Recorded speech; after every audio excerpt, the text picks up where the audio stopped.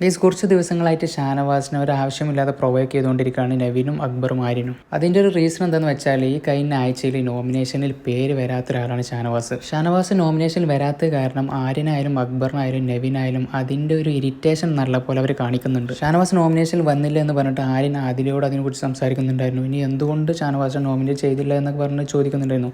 അതുപോലെ തന്നെ നവീൻ അക്ബർ അതിനെക്കുറിച്ച് സംസാരിക്കുന്നുണ്ടായിരുന്നു. അപ്പോൾ ഷാനവാസ് നോമിനേഷനിൽ വരാത്തതിൻ്റെ ഒരു ഇറിറ്റേഷനും സങ്കടവും ദേഷ്യമെല്ലാം ഇവർക്കുണ്ടായിരുന്നു.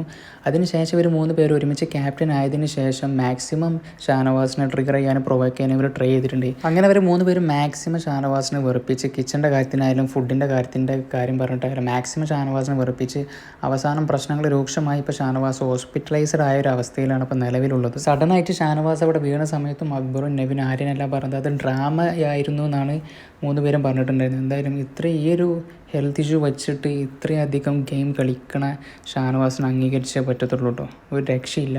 ഈ ഒരു ഹെൽത്ത് വെച്ചിട്ട് ഇത്രയും സ്ട്രോങ് ആയിട്ട് അവിടെ നിൽക്കാന്ന് പറഞ്ഞാൽ ഇത്രയും മെൻ്റൽ പ്രഷർ സ്ട്രെസ് എല്ലാം അനുഭവിച്ച് ഇത്ര സ്ട്രോങ് ആയിട്ടൊരു കണ്ടസ്റ്റൻ്റ് അവിടെ നിൽക്കാന്ന് പറഞ്ഞാൽ ചെറിയ കാര്യമല്ല കേട്ടോ.